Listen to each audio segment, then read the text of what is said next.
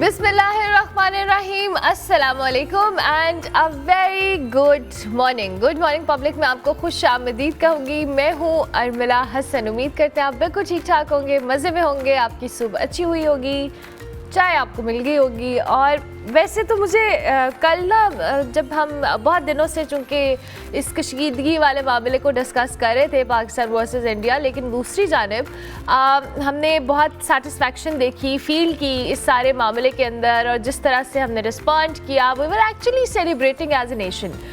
But at the same time कल ऐसे ही मेरे दिमाग में आया और मैं सोच रही थी कि हम इतनी जिंदा दिल कौम है, ये सिर्फ कहने के अल्फाज नहीं है, बल्कि इनफैक्ट वाकई ये इस सारे सिनेरियो के अंदर व्हाट आई फेल्ट कि हम लोगों ने जंग के माहौल के अंदर भी ख़ुद को जिस तरह से जिंदा दिल रखा है ना, दो की क्रिटिकल सूरत हाल रही ना, हम पैनिक हुए ना, हमने कोई ऐसी नेगेटिविटी फैलाई। एज अ मीडिया भी, एज ए नेशन भी, मैं हर तरह से बात कर रही हूँ। हमारी जो सरहदों पे हमारे मुहाफ़िज़ थे, उनकी कुर्बानियाँ तो एक तरफ, और उस पर हम जितना उनका शुक्रिया अदा करें वो कम है, लेकिन एट द सेम टाइम हमने जितना लाइटली और कैजुअली इस चीज़ को लिया है, आई वंडर कि हम वाकई एज ए नेशन इतने पता नहीं स्टबन तो नहीं मैं कह सकती, it's a very harsh word, ऐसे हो चुके हैं कि हमें फील नहीं होता जितने मुश्किल सर्कमस्टांसेस हो। अब हमने पिछले कई अरसे से अब देख रहे हैं इंटरनली भी जो हमारे पॉलिटिकल इश्यूज चल रहे हैं या इकॉनमी को हमारे धचके लग रहे हैं, जिनके मसाइल हैं वो हैं, हम उससे डिनाई नहीं कर रहे, लेकिन एट द सेम टाइम जितना लाइट हार्टेडली हमने इस चीज़ को लिया है, चाहे वो मीम गेम हो, सोशल मीडिया हो, इवन मीडिया हो, मैं देख रही थी हमारे इतने अच्छे ज़बरदस्त एंकर्स बाकायदा तौर पे बैठ कर रोस्ट कर रहे थे in very positive and decent manner. मैं ये नहीं कह रही हूँ कि हमने इंडियन मीडिया की तरह कोई हवा बनाया है, बट हमने बड़े सेंसिबली, और अगर हमने उस चीज़ को मजाक के ज़ुमरे में भी लिया है तो बहुत सेंसिबली लिया है। So I feel really proud sometimes कि हमें इतना इम्यून कर दिया इन सब चीज़ों ने कि वी डोंट फील, हम उतने पैनिक नहीं होते। लेकिन जी, हम सेलिब्रेशन के सिलसिले को रुकने नहीं देंगे, लेकिन साथ साथ उस सेलिब्रेशन के कुछ ऐसी चीज़ें हैं जो कि बड़ी अजीब व गरीब है। कल हम अगर जो भारतीय वज़ीर आज़म है नरेंद्र मोदी, उनका खिताब सुने तो कमाल ही कर दिया जी उन्होंने। एक तो आप हारे हो, इतनी बुरी तरीके से हारे हो, आपको पूरी दुनिया में सुबकी का सामना करना पड़ा हो, लेकिन आपकी आवाज़ भी लड़खड़ा रही हो, आपके एक्शंस, आपकी बॉडी लैंग्वेज आपका साथ ना दे रही हो, लेकिन उसके बावजूद आप पाकिस्तान को धमकियाँ भी लगाएं, आप ये बिहेव करें कि सब हो गया, हमने सब कर दिया। ये अजीब व गरीब सी सूरत हाल रही। और जो हम पाक फ़ज़ाइया को सेलिब्रेट अपनी जगह पे कर रहे हैं, सारी चीज़ें कर रहे हैं, लेकिन भारतीय वज़ीर आज़म नरेंद्र मोदी की जो बौखलाहट है वो किसी से नहीं छुप रही। जब उन्होंने सीज़ फायर के ऐलान के बावजूद जो जंगी लबो लहजा अपनाया अपने खिताब में, नई धमकियाँ दी, उनकी तकरीर जिसमें खून और पानी इकट्ठे नहीं बह सकते और जवाब हमारी शराइत पे दिया जाएगा, जैसे जुमले शामिल थे। एक मतलब इंसान हारा हुआ हो, दबाव में हो, अमेरिका ने आपकी फेस सेविंग की हो, आपको इस सारे सिनेरियो में कोई मुंह दिखाने के काबिल छोड़ा हो अमेरिका ने, तभी आप इतना लबो लहजा अपनाए हुए हैं। I am very surprise. डीट तो है ना वो, मतलब तो कौन इसे डिनाई कर सकता है। प्राइम मिनिस्टर शहबाज शरीफ ने कहा है कि जी ऑपरेशन बुनियाद मरसूस ने भारत पर वाजे कर दिया है कि इस खत्ते के ममालिक की सालमियत हो, खुद मुख्तारी हो, उसका एहतराम करना होगा। अफवाज पाकिस्तान ने जी भारत की जो अददी बरतरी है उसकी खुश फहमी को और गरूर को खाक में मिलाया, और हम एक पीस लविंग नेशन है मगर किसी भी जारियत का जवाब देना जानते हैं। ये वो सारी चीज़ें हैं जो हम सुन भी रहे हैं, और we are proud as a nation. हमारे साथ इस वक्त फवाद अहमद साहब मौजूद हैं, सीनियर सहाफ़ी हैं, तज्ज़ियाकार हैं, उनको हम खुश आमदीद कहते हैं। Thank you very much Fawad साहब, बहुत शुक्रिया। Good morning, I hope you are doing well. जी शुक्रिया, बहुत शुक्रिया जनाब। फवाद साहब, कल आपने नरेंद्र मोदी का खिताब सुना, मैं ज़रा उस पर आपका पहले तज्जिया चाहूँगी। मतलब इंसान की इतनी बेइज्जती हुई हो पर लाइफ में इतना कॉन्फिडेंस हो, आई एम वेरी सरप्राइज्ड। अच्छा देखिए, जब आप सच के ऊपर खड़े होते हैं, हक के ऊपर खड़े होते हैं, तो अल्लाह ताला आपके लिए एक सुकून का दरवाज़ा खोल देता है। आप सुकून के साथ जो है वो गुफ्तगू करते हैं, सुकून के साथ जो है वो आपका तर्ज अमल होता है, आपकी बॉडी लैंग्वेज में एक सुकून नज़र आ रहा होता है, सिर्फ इसलिए कि आप हक के साथ खड़े हों, सच के साथ खड़े हों। लेकिन जब आप झूठ पे खड़े हों, आपकी बुनियाद झूठ के ऊपर हो, आप शिकस्त खुर्दा हों, आप शिकस्त खा चुके हों और अपनी शिकस्त को छुपाने के लिए आप गुफ्तगू करना चाहते हो, अपनी फेस सेविंग चाहते हो, आप अपनी कौम को, असल में मसला क्या था? मसला ये था कि हिंदुस्तान का मसला था जंग करना, पाकिस्तान का मसला जंग करना नहीं था। ना हमें जंग की ख्वाहिश थी, ना जब हमें जंग का ख्वाहिश था। हम तो खुद 20-22-25 साल से जो है वो हालत जंग के अंदर हैं। 9/11 के बाद से कौन सा वो दिन है जो पाकिस्तान के अंदर सुकून से गुजरा हो? हिंदुस्तान और हिंदुस्तान की प्रॉक्सीज पाकिस्तान को डिस्टेबलाइज करने के लिए जो कुछ पाकिस्तान में कर रही हैं, उसने हमारी कौम के ऊपर वैसे ही एक जो है वो पूरा एक जंगी माहौल 20-25 साल तारी करके रखा हुआ है। लिहाजा लोग अब इन तमाम चीज़ों से रिलैक्स हो चुके हैं, उन्हें इन तमाम चीज़ों का मसला नहीं है। दूसरी जानिब मोदी है, वो तो शाइनिंग इंडिया का नारा लगाता है। शाइनिंग इंडिया में अगर बम बरसेंगे, वहाँ पे IPL जो है वो इस तरह से मनसूख होगा कि फाफ डी प्लेसी कितने बड़े खिलाड़ी हैं, वो नंगे पाँव जो है वो अपनी बस की तरफ भागे और लोग मुख्तलिफ बसों में सवार होकर भागे। हिंदुस्तान जहाँ पे ब्लैक आउट होने लग गया। ये मैं लाहौर में हूँ, मैं बेसिकली मैं आई बिलोंग फ्राम कराची, लेकिन मैं लाहौर में था तो मैंने देखा कि यहाँ तो लोग आराम से खाबे खा रहे थे, लाइटें जली हुई थी, कोई ब्लैकआउट नहीं था। सरहद से 4-5-6-10 किलोमीटर के फासले पर हम लोग थे, लेकिन कोई ऐसी सूरत हाल नहीं थी। तो जब आप सच के ऊपर हो तो वैसे भी आपके ऊपर एक सुकून होता है। और मोदी की जो कल सारी गुफ्तगू थी उसमें खुद बड़ी कॉन्ट्राडिक्शन थी। एक तरफ वो सुपर पावर बनना चाहते थे, दूसरी तरफ वो मुज़ाकरात की बात कर रहे थे, तीसरी तरफ वो खून और पानी की बात कर रहे थे, मार धाड़ की बात कर रहे थे, चौथी तरफ वो ये बताने से कासिर थे कि उनकी जंगी जो है वो पूरी तैयारी के बाद उनको नताइज क्या मिले, पांचवी तरफ वो ये बताने से कासिर थे कि उन्होंने कहा अटैक किया तो अटैक के नतीजे में उनके साथ जो कुछ हुआ उसका उनके पास जवाब क्या था। ये बताने से वो कासिर थे कि वो तो ये कहा करते थे कि ये हिंदुस्तान और पाकिस्तान का मसला है, इसमें कोई दूसरी कुव्वत की मदाखलत को बर्दाश्त नहीं करेंगे। लेकिन कैसे अमेरिका ने उनको टेबल के ऊपर बिठाया, कैसे उन्होंने जाके अमेरिका से दरख्वास्त की कि हमें बचाइए, हमें पाकिस्तान मार रहा है, बड़े लड़के लेके आ गया, बड़े बड़े मिसाइल चला रहा है जिससे हमें खौफ आ रहा है। तो ये सारी सूरत हाल जो थी मोदी साहब के ऊपर ज़ाहिर है कि डिप्रेशन होता है। वॉर हिस्टरिया हिंदुस्तान और हिंदुस्तान की मीडिया ने बनाया था। मुझे वो रात याद है अच्छी तरीके से कि मेरे लिए 10 मिनट मीडिया देखना मुश्किल हो रहा था हिंदुस्तान का, कि जहाँ कभी खबर आ रही थी कि, बल्कि मुझे तो लाहौर के लोगों से बड़ी शिकायत है कि मैं कराची से 15-15, 20-20 दिन लाहौर में गुजारता हूँ, मुझे कभी लाहौर के पोर्ट पर लेकर नहीं गए। छुपा के आप रखते हैं, आप लोगों को शौक तो घूमने फिरने का बहुत है, लेकिन लाहौर का पोर्ट आपने आज तक नहीं दिखाया, डिस्कवर नहीं कर पाए। मसला ये कि लाहौरियों को खुद नहीं पता वो पोर्ट का है, वरना कराची वाले तो पोर्ट से घूमते फिरते ही आते हैं यहाँ पे। उनको भी नहीं मिली, हमें भी नहीं मिली। अच्छा, जब झूठी और टेबल स्टोरीज होती है ना, तो फिर उसमें इस तरह के ब्लंडर आपसे होते हैं कि कभी आप लाहौर पोर्ट लिख देते हैं, कभी कराची के अंदर आप मीनार पाकिस्तान को ले जाते हैं, तो फिर आपको समझ में नहीं आता। जब झूठ और टेबल स्टोरीज होंगी ना, तो फिर उसके झूठ के पाँव नहीं होते। आप कुछ भी लिख दें, आप यहाँ पर जो है वो कोई एफएल टावर खड़ा कर दें, जो बैरिया टाउन के अंदर वो बना हुआ है एक एफएल टावर, आप उसको कहेंगे ये असल एफएल टावर है, ये फ्रांस है, फ्रांस के अंदर ये सब कुछ हो रहा है। अच्छा, तो झूठ के पाँव नहीं होते। और आपने देखा कि किस तरीके कर रही हूँ, मैं आपसे एक सवाल एक और करना चाहती हूँ। आप इतने अरसे से सहाफत कर रहे हैं, हम भी करते हैं। जब हम कहीं जा रहे होते हैं तो लोग या स्टूडेंट्स से न्यू जनरेशन कह रही होती है भाई मीडिया का तो बड़ा बुरा हाल है, बड़ा ऐसे अजीबोगरीब रिपोर्टिंग है, हमारे अजीबोगरीब तज्जिए होते हैं। हमने बड़े अरसा सुना है और मैंने खुद भी सुना है और आपने भी आई एम श्योर सुना होगा। अब इस सारे सिनेरियो के बाद कैसा फील होता है? Do you feel proud as a journalist कि हमने कितनी पूरी जिंदगी आपने सेंसिबल सहाफत की है जब हम इंडियन चैनल्स को देखें तो? देखिए, मैंने एक इंडिया का एक बहुत बड़ा चैनल है और वो इतना बड़ा चैनल है कि पाकिस्तान के तमाम चैनल मिलकर भी उसका मुकाबला नहीं कर सकते। वो व्यूअरशिप के साइज़ में यकीनन इतना बड़ा चैनल है। मैं इसलिए इतनी आसानी से उसको इतना बड़ा चैनल कह रहा हूँ कि उसके मल्टीपल चैनल्स हैं, उनका एक न्यूज़ चैनल भी है। तो उस चैनल के ऊपर, क्योंकि मैं ये इसलिए नहीं है कि पाकिस्तान में कोई चैनल छोटे हैं, पाकिस्तान 20 करोड़ लोगों का सूबा है, 20 करोड़ लोगों का जो है वो मुल्क है। और हिंदुस्तान जो है वो आपको पता है कि जो है वो अरब से ज़्यादा वहाँ पर लोग रहते हैं। तो हिंदुस्तान का एक पॉपुलेशन साइज़ बड़ा है, इसलिए वहाँ पर चैनल अभी बड़े हैं। लेकिन उस बड़े चैनल के ऊपर मैंने देखा कि उसने एक आदमी ने पाकिस्तान का झंडा फाड़ने की नापाक साजिश की। और जिस तरीके से वो ड्रामेबाजी कर रहा था, वो एक बड़ा शो वहाँ पे कंडक्ट करता है, वो जिस तरीके से ड्रामेबाजी कर रहा था, मैं जंग से पहले की बात है, यानी कि ये वॉर हिस्टरिया शुरू हो चुका था, लेकिन हिंदुस्तान का स्ट्राइक और पाकिस्तान का स्ट्राइक बैक अभी तक नहीं हुआ था। यकीन करें, मैंने अपने फेसबुक के ऊपर लिखा, हम वहीं लिख सकते हैं ना, टीवी के ऊपर जब मौका मिलता है तभी बात करते हैं अपने प्रोग्राम में हो या किसी और के प्रोग्राम में, लेकिन सोशल मीडिया तो हमारा अपना हैंडल है, उस पर तो लम्हा हम अपने आप को अपडेट करते रहते हैं कि हम क्या फील कर रहे हैं, क्या देख रहे हैं, खबर हमारे पास क्या है, खबर के नतीजे में जो है उसके इम्कानात क्या है।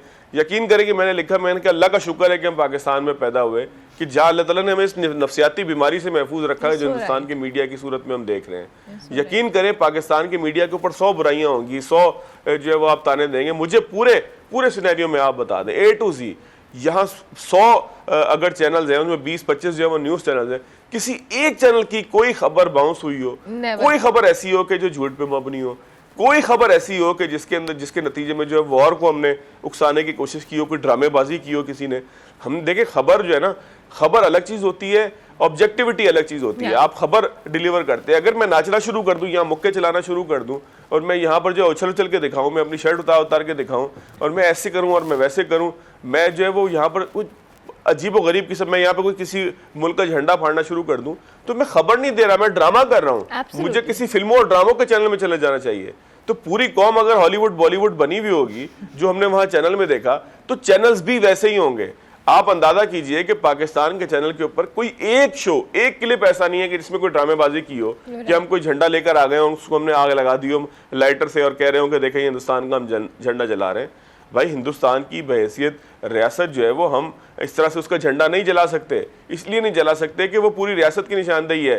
चंद मोदी जैसे चंद दहशतगर्दों की निशानदेही नहीं है। मोदी कौन है? बुच्चर ऑफ गुजरात है कि जिसके अमेरिका में दाखिले के ऊपर पाबंदी है। ये मोदी है जो जंग की तरफ लेके आया। इसमें बेचारे हिंदुस्तान के मासूम लोगों का कसूर क्या है? अगर आप हिस्टेरिया क्रिएट करेंगे, आप वॉर का एक माहौल बना देंगे। आप एक बात देखिए ना कि जब मीडिया के ऊपर बात हो रही थी जंग की, तो बच्चे से लेके बूढ़े तक, बूढ़े से लेके खातून तक, खातून से लेके किसी जो है वो बाहर काम करने वाले किसी मजदूर तक, किसी ने भी जो है वो पाकिस्तान को जो है वो इस नज़र से नहीं देखा कि जिस नज़र से हिंदुस्तानी देख रहे थे। तमाम पाकिस्तानी यकजा हो चुके थे। तमाम पाकिस्तानी जो है वो अपने इख्तलाफात को बुलाकर, चाहे वो मजहब की बुनियाद पे हो, सियासत की बुनियाद पे हो, किसी पसंद नापसंद की बुनियाद पर हो, किसी और वजह से हो, उनको छोड़कर सबकी ज़बान एक थी और वो पाकिस्तान थी। और उस पाकिस्तान में हम अमन की बात कर रहे थे। किसी पाकिस्तानी ने बड़बड़ करनी कहा कि हमें जो है वो हिंदुस्तान के ऊपर खुदा ना खास्ता एटम बम चला देना चाहिए, हमें जो है वो इस दुनिया को तबाह बर्बाद कर दे। भी देखूं बहुत सारे ऐसे लोग हैं जो आम रूटीन के अंदर ऐसे फितना फसाद फैलाने की कोशिश करते हैं। हर जगह पे ऐसे 2-4 लोग होते हैं जो कहीं ना कहीं ट्राई कर रहे होते हैं अटेंशन सीक करने की। लेकिन इस सिनेरियो के अंदर या तो वो चुप थे या उन्होंने बिल्कुल इस तरह की कोई कोशिश नहीं की। और ये भी एक बड़ी अच्छी डेवलपमेंट रही मुझे लगता है कि एज ए नेशन। और उसके बरक्स अगर मैं दूसरी साइड पे देखूं, मैं कल रात को भी एक इंग्लिश इंटरव्यू देख रही थी चैनल के ऊपर, जिस पे बरखा दत्त साहिबा बैठी हुई थी और हिना रबानी खर थी और हमारी एक और बैठे हुए थे। उन्होंने बड़ा अच्छा जवाब दिया कि बरखा दत्त की जो रिप्यूट है या क्रेडिबिलिटी है वो उसी तरह गिरी है जैसे रफाल गिरा है। तो ये वाकई बहुत बड़े बड़े जर्नलिस्ट जिनको हमने भी देखा है रिपोर्टिंग करते हुए इंटरनेशनल सिनेरियोज पे, उनकी क्रेडिबिलिटी भी बिल्कुल जीरो हुई है इस सिनेरियो में, इंडिया में भी। देखें जी, दोनों जानिब से बड़े बड़े जर्नलिस्ट जितने भी थे, जाहिर है कि जर्नलिज्म में बड़ा वही होता है कि जिसका एक एक्सपीरियंस हो, जिसने तमाम इवेंट्स अपनी आंखों से देखे हो। कोई ये नहीं हो सकता कि मैं 10 साल हुए और मैं 50 साल वाले जर्नलिस्ट को बोलूं कि मैं उससे बेहतर जर्नलिस्ट हूँ। हाँ, हो सकता है मेरे पास खबर उससे बेहतर हो जाए, पहले आ जाए, लेकिन जो तजर्बा है और जो तज्जिए की ताकत है वो जाहिर है कि उस सारे अरसे की एक तजर्बे के बाद ही आती है कि जो आपने जर्नलिज्म में गुजारा होता है। यानी कि मैंने एक इवेंट देखा, अब हमारी ज़िंदगियों के अंदर ये जो 10 मई 2025 का इवेंट है, ये हमेशा एक तारीखी संग मील रखेगा। हमें पता होगा जिस तरह से हमारे बड़े सुनाया करते थे कि 1965 और 71 की जंग में किस तरीके से वो ब्लैकआउट किया करते थे, किस तरीके से सिविल डिफेंस की जो है वो एक पूरी एक्सरसाइज हुआ करती थी, सायरन बजा करते थे। तो उसी तरीके से हम भी शायद जो है वो आगे जाकर ये बताया करें। और जब हम बीइंग जर्नलिस्ट बताएंगे कि 10 मई 2025 हमने बहैसियत सहाफ़ी न्यूज़ रूम में गुजारा, हमने जो है वो स्टूडियो के अंदर गुजारा, हमने उसके ऊपर गुफ्तगू करते हुए बात की, तो ज़ाहिर है कि हम अपने एक्सपीरियंसेस शो करेंगे।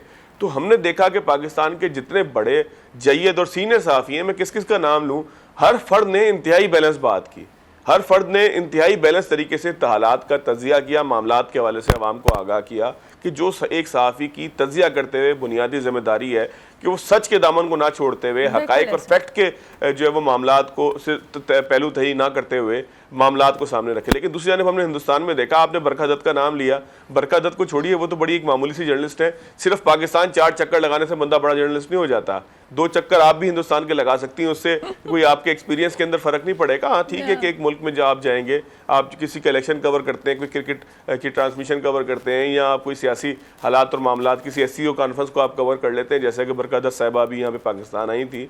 तो इसका मतलब कतन ये नहीं होता कि आप एक बहुत बड़े सहाफ़ी हो जाएं। सहाफ़त आपकी क्रेडिबिलिटी से जो है वो साबित होती है। अगर आपने सारी ज़िंदगी झूठ का दामन न छोड़ा हो, आपने सारी ज़िंदगी जो है वो फेक न्यूज़ दी हो, आप सारी ज़िंदगी जो है वो पाकिस्तान पे कब्जे की और पाकिस्तान को तबाह होता और बर्बाद होता हुआ किसी को अपने इंतकाम का निशाना बनता हुआ देखें, तो आप बड़े सहाफ़ी कैसे हैं? और वो सहाफ़त देखें, ये जो इवेंट्स होते हैं ना, ये जो बड़े बड़े हालात और मामलात होते हैं, ये आपको बदलते नहीं है, एक्सपोज कर देते हैं। आपकी नेचर नहीं बदलती, आप एक्सपोज होकर सामने आ जाते हैं कि आप बुनियादी तौर पर हैं क्या। जिस तरीके से आप कहना कि कोई वाकया हो जाए, उस वाकये के ऊपर मेरा रिएक्शन मुझे बताएगा कि मेरा कैरेक्टर असल में क्या है। तो अगर आपका कैरेक्टर लूज हो, माजरत के साथ मैं कोई किसी और तरफ जो है वो कोई तनकीद और इशारा नहीं कर रहा, लेकिन अगर आपका कैरेक्टर लूज हो, इखलाकियात के हवाले से आपका कैरेक्टर लूज हो, अपने अपने अपने जो है वो पेशे के हवाले से आपका कैरेक्टर लूज हो, तो वो जब कभी आपके ऊपर कोई मुश्किल वक्त आएगा या कड़ा वक्त आएगा, मुश्किल वक्त ना कहिए, आपके ये कड़ा वक्त आएगा, तो आप खुलकर दुनिया के सामने आ जाएंगे कि आप हैं क्या। तो हमने देखा कि हिंदुस्तान और हिंदुस्तान के सहाफ़ी, उनकी इखलाकियात, उनकी ड्रामेबाजी, बॉलीवुड से उनका मुतासिर होना, ये सारा कुछ जो है वो हमने देखा कि इस पूरे जंग के माहौल के अंदर किस तरीके से सामने आया। दूसरी तरफ पाकिस्तान की सहाफ़त थी, फैक्ट की बात थी, कोई जंग की तमन्ना नहीं थी, कोई जंग की ख्वाहिश नहीं थी। फैक्चुअल तौर पर जो रिपोर्ट्स थी आज जो है वो साबित हो रही हैं। फैक्चुअल तौर पर हमने तो किसी दिल्ली के ऊपर कब्जा नहीं किया, हमने तो किसी श्रीनगर के ऊपर कब्जा नहीं किया, हमने तो जो है वो किसी मुंबई के ऊपर अटैक नहीं किया, हमने तो किसी जो है वो बेंगलोर और चेन्नई के ऊपर जो है वो हमला नहीं किया। मुझे तो बल्कि हिंदुस्तान के मैं सोच रहा था कि मुझे हिंदुस्तान के कौन से शहरों के नाम आते हैं, तो मुझे फिर बाद में याद आया कि ये क्रिकेट थी जिन्होंने हमें जोड़ के रखा था और मुझे उन्हीं शहरों के नाम याद थे कि जहाँ बड़े बड़े स्टेडियम्स थे। शायद हमारा हिंदुस्तान से ताल्लुक ही हिंदुस्तान ने हमसे हमेशा रखा। हालांकि दो मुल्क थे, इनके दरमियान तिजारत का ताल्लुक होना चाहिए था, लेकिन रोकने वाला कौन था? मोदी साहब थे। अब मोदी ये समझता है कि शायद पाकिस्तान का पानी रोक लेगा। वो भाई, पानी आपकी प्रॉपर्टी थोड़ी है, आपके मुल्क से गुजर रहा है, इसका मतलब ये थोड़ी है कि आपका हो जाए। ये एक तो दुनिया का एक यूनिवर्सल असूल है। मैक्सिको और अमेरिका के दरमियान इतने तनाजात के बावजूद कभी जो है वो अमेरिका ने मैक्सिको का पानी नहीं रोका। ये दुनिया का एक असूल है कि पानी ऊपर से नीचे की तरफ बहता है और उसमें ये नहीं हो सकता कि आप नीचे वाले का पानी रोक लें। अगर आप रोक भी लेंगे तो कुदरत आपको तबाह बर्बाद कर देगी कि जिस वक्त सैलाब आएगा। ऐसे नहीं हो सकता है कि आप जो है वो अपनी मर्जी से पानी रोक लें। कल को चीन आपका पानी रोकेगा, बांग्लादेश से पानी हिंदुस्तान में आता है, वो आपका पानी रोक लेगा। तो अगर दुनिया को आपने इस तरीके से तबाह बर्बाद करना है तो ऐसे तनाज़ात को आप जन्म देने की कोशिश जरूर कीजिए कि जो आपके खुद जो है वो चिराग को बुझाने का सबब बने। ये चिराग की हवा किसी की नहीं है, चिराग सबके बुझेंगे अगर आप इस तरीके से जाएंगे। ये बिल्कुल तो पाकिस्तान भी फिर रखता है कि अगर आप तंग करेंगे तो आप खुद भी तंग होंगे कहीं ना कहीं। Thank you very much Fawad Ahmed साहब, बहुत शुक्रिया कि आपने हमें ज्वाइन किया। फवाद अहमद सीनियर सहाफ़ी तजियाकार हमारे साथ मौजूद थे, मौजूदा सूरत हाल पे अपना तजिया दे रहे थे। हम ब्रेक लेंगे, ब्रेक के बाद वापस आएंगे।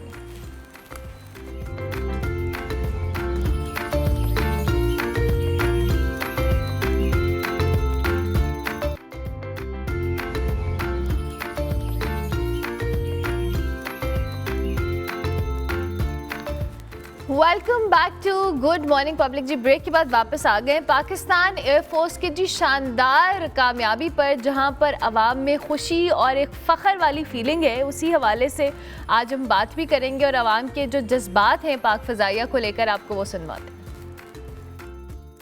मुझे लग रहा था कि यार थर्ड लार्जेस्ट इकॉनमी है और आगे हम हैं जो अभी IMF से पैसे लिए हैं और वार के टाइम हम उधार लेके चल रहे हैं। उसके बावजूद भी पाकिस्तान एयरफोर्स का इतना अच्छा परफॉर्म करना कंट्री तो, क्योंकि आगे राफेल था, ये था, और जिस पे इंडिया को जिस पे बड़ा नाज था कि हमारे पास राफेल है। इवन जो पिछली बार अभिनंदन आया था तो उनका ये पर्सपेक्टिव था कि हमारे पास राफेल नहीं था तो वरना पता नहीं हम क्या कर जाते हैं, तो इस बार तो राफेल भी था। और जितना बुरा उनके साथ हुआ है, ऑनेस्टली मुझे तो बहुत बड़ी खुशी हुई है। ये जो जंग लड़ी है ये तो जज्बे से लड़ी है और ये काफ़ी दिनों से ये कर रहे थे और हम उनको बोल रहे थे कि हमें नहीं छेड़ो, हमें नहीं छेड़ो।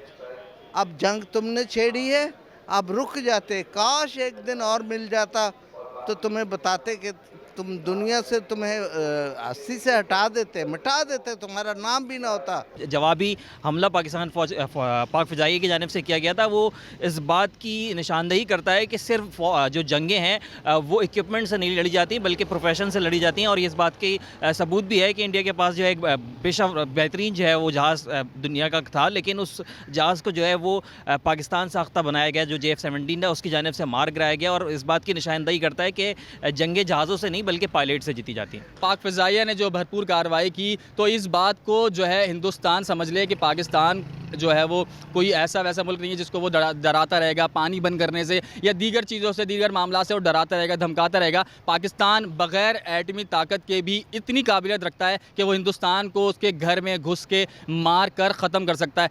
4 से 5 घंटे के अंदर अंदर 9 एयरपोर्ट्स को गिराया गया और तमाम पायलट्स जो हैं अपनी पूरी आबोताब अपनी खूबसूरत जवानियों के साथ हमारे सारे पायलट जो हैं एयरफोर्स के पाकिस्तान एयरपोर्ट्स पे वापस आ गए। इसके लिए पूरी कौम आपको मुबारकबाद पेश करती है। दुश्मन को बल्कि नाकू चने चबाया है, पूरी दुनिया को हैरान कर दिया है कि पाकिस्तान नाकाबिल तस्खीर है। अल्हम्दुलिल्लाह पाकिस्तान को ज़हर करना किसी के बस की बात नहीं है। घर में घुस के इंडिया को मारा है, मुझे बहुत खुशी हुई है जिसकी वजह से मैं स्पेशल जहाज़ को देखने के लिए अपने दिल की तस्कीन के लिए यहाँ पर लाहौर के संगम में आया हूँ। जो ये इंडिया कहता था कि हम पाकिस्तान को घर के अंदर घुस के मारेंगे, पाकिस्तानी ने वो करके इनको दिखा दिया कि भाई ऐसे मारते हैं। जो ये आए थे इनके हमने रफ़ाइल जहाज़ भी गिराए जिन पे इनको ज़्यादा गरूर था। इतनी खूबसूरत और बहादुर फ़ौज पूरी दुनिया में कहीं नहीं है। पाकिस्तानी फ़ौज ने कमाल कर दिया। इसने 1965 में MM आलम की याद ताज़ा कर दी जिसने एक मिनट में 4 जहाज़ गिराए थे। MM आलम की जो याद दोबारा से ताज़ा हुई है, मैं ये समझता हूँ पूरी कौम इस वक्त बड़ा प्राउड फील कर रही है और हमारे लिए बड़ी प्राउड मोमेंट है। और जो थोड़े बहुत वसवसे, जो ख्यालात और जो थोड़ी सी बातें थी वो सारी अब ख़त्म हो चुकी हैं। ये बताया भारत को कि हम हर जारियत का भरपूर अंदाज से जवाब देंगे। और जो मोदी ने और इंडियन मीडिया ने जो प्रोपेगेंडा शुरू किया था कि हमने पाकिस्तान की जो लाहौर की बंदरगाह उड़ा दी है, ये उड़ा दी है, समुंदर उड़ा दिया है, तो मोदी से ये पूछना चाहिए कि तुम्हारे बाप ने आके लाहौर में समुंदर बनाया है, लाहौर में बंदरगाह बनाई है। तो अल्हम्दुलिल्लाह ये प्राउड है हम पूरी कौम के लिए कि हमने फ़तह हासिल की इंडिया के ख़िलाफ़। सीज़ फायर उन्होंने मांगी है, उनको दे दी है और पाकिस्तान सीज़ फायर को मना रहा है, खुशी मना रहा है अमन के लिए। देखिए पाकिस्तान ने पूरा मुँह तोड़ जवाब दिया उनका, जो उन्होंने मसलूम बच्चों को मारा, उन्होंने छोटे छोटे बच्चों को मार के खुश हो जाते हैं वो। लेकिन देखें अब सब कुछ ठीक ठाक है। अब इंडिया फिर से अगर करता है तो उनको फिर से मुँह तोड़ जवाब। इंडिया इंशाल्लाह अगर इस तरह फिर से उसने इस तरह जुर्रत की जो इसको जवाब मिल गया, इससे दोबारा इससे ख़तरनाक जवाब मिलेगा।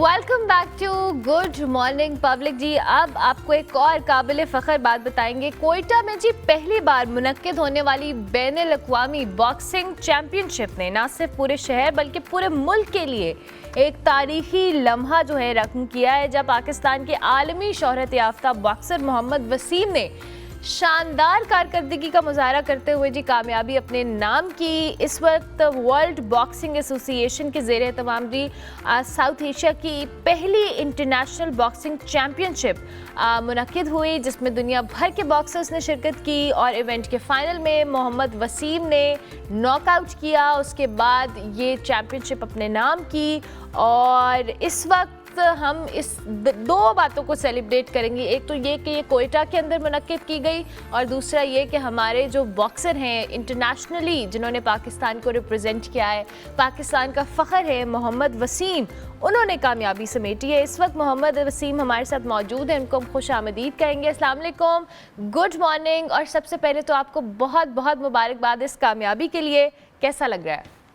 Thank you so much, good morning everyone. बड़ा अच्छा लग रहा है अल्हम्दुलिल्लाह। और ये मैंने अपने मुल्क के लिए, पाकिस्तान के लिए और अपने सूबे के लिए तो काफ़ी प्राउड हूँ अल्हम्दुलिल्लाह। पूरी दुनिया से फाइटर्स आए और बड़ा सक्सेसफुल इवेंट हुआ अल्हम्दुलिल्लाह। बड़ा खुशी का मकाम है हम सब के लिए। अच्छा, थोड़ा सा हमें इस चैम्पियनशिप के हवाले से भी वसीम बताएं और कौन कौन से बॉक्सर्स थे और जो आपका फाइनल मैच हुआ वो किसके साथ हुआ, कैसी फाइट थी, ज़रा हमें एक ओवरव्यू दें इस पूरी चैम्पियनशिप के जो इवेंट्स है उसका। देखिए चैम्पियनशिप तो पहले शुरू में बड़े मुश्किलात का सामना करना पड़ा, लेकिन मैं शुक्रिया अदा करता हूँ DHA कोयटा का और पाकिस्तान आर्मी का हेल्प किया इसमें। और 13 to 10 इंटरनेशनल कंट्रीज थे जिसमें, और फॉर्मर वर्ल्ड चैम्पियंस थे।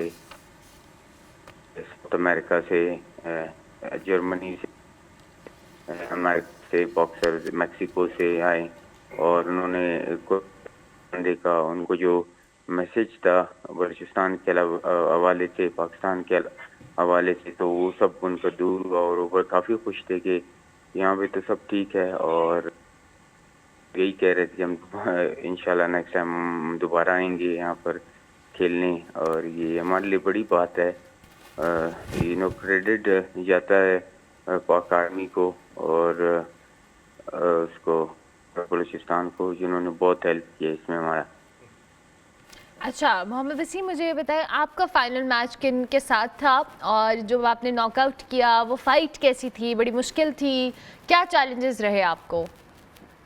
देखिए, साउथ अमेरिकन फाइटर्स तो काफ़ी टफ होते हैं। मैं साउथ अमेरिका में काफ़ी रहा हूँ, पनामा और ये कोस्टा रिका में मेरी वहाँ पे कैंप रही है। 3 फाइट्स मैंने वहाँ किए, तो मुझे पता था कि फ़ाइट टफ होगा, बिकॉज जो मेरा ओपोनेंट था ओरोनो, वो जो है वेनेजुएला का था। वेनेजुएला का बड़ा अच्छा रिकॉर्ड है बॉक्सिंग में, वो बड़े अच्छे हैं। तो मैंने काफ़ी तैयारी की थी। 3 मंथ्स लिवरपूल में मैंने प्रॉपर कैंप किया था इस इवेंट के लिए, और मैं रेडी था, मुझे पता था। और हमारा गेम प्लान भी यही था कि सेकंड हाफ में हम इंशाल्लाह बॉडी में जीतेंगे और इंशाल्लाह नॉकआउट ही जीतेंगे। तो हमारा प्लान यही था और वही सक्सेसफुली हुआ। बेहतरीन बेहतरीन। अच्छा मुझे मोहम्मद वसीम ये बताएं कि जैसे आपका माशाल्लाह से इंटरनेशनल एक्सपोजर है, आपने ट्रेनिंग्स भी की हैं, आप रहे भी हैं, आपने कैंप्स भी अटेंड किए हैं, ओवरऑल हमारे यहाँ बॉक्सिंग को लेकर जो यहाँ पे यंग प्लेयर्स हैं उनके लिए किस तरह की फ़ैसिलिटीज़ हैं and what are your plans? जैसे आप बहुत अच्छे तरीके से रिप्रेजेंट कर रहे हैं पाकिस्तान को, क्या फ़ैसिलिटीज़ मज़ीद हमें इन प्लेयर्स को, यंग प्लेयर्स को देनी पड़ेंगी? क्योंकि आपके पास शायद ये एक्सपोजर आया, बहुत सारे प्लेयर्स के पास नहीं है कि वो इस तरह से इंटरनेशनली कैंप्स में पार्टिसिपेट करें और खेलें। देखिए, प्रोफेशनल बॉक्सिंग तो टोटली डिफरेंट है, लेकिन अनफॉर्चुनेटली पाकिस्तान में पता नहीं कैसे प्रोफेशनल बॉक्सिंग लड़के खेल रहे हैं, आई डोंट नो। बिकॉज अगर आप अच्छे टैलेंटेड प्रोफेशनल फाइट, तो आपको जो है दूसरे कंट्री के जो प्रमोटर्स हैं वो आपको साइन करते हैं और आप जो है आपको अमेरिका, वहाँ पे मैं पहले 3 साल अमेरिका ही रहा हूँ, फ्लोरिड में वेदर के साथ। उसके अंकल मेरे ट्रेनर रहे।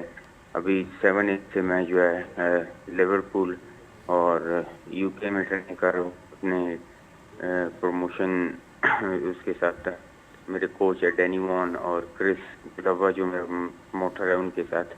तो इसको यही है कि वो मेहनत करे और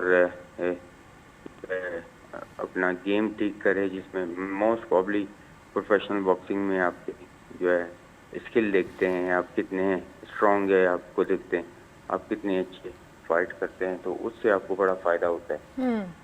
तो ये यंगस्टर्स के लिए मैसेज है कि मेहनत करें और मुल्क का नाम और अपने जो है कंट्री का नाम पूरी दुनिया में बनाएं। ठीक हो गया, thank you very much Mohammad Wasim, बहुत शुक्रिया कि आपने हमें ज्वाइन किया। मोहम्मद वसीम हमारे साथ मौजूद थे जी, बॉक्सर, और इनकी जो रिप्रेजेंटेशन है उससे तो हम सब वाकिफ़ हैं, लेकिन कोयटा के अंदर इंटरनेशनल लेवल की बॉक्सिंग चैम्पियनशिप का होना और हमारे प्लेयर का जीतना डेफिनेटली हम सब के लिए बहुत ही प्राउड होने की बात है। हम ब्रेक लेंगे, ब्रेक के बाद वापस आएंगे।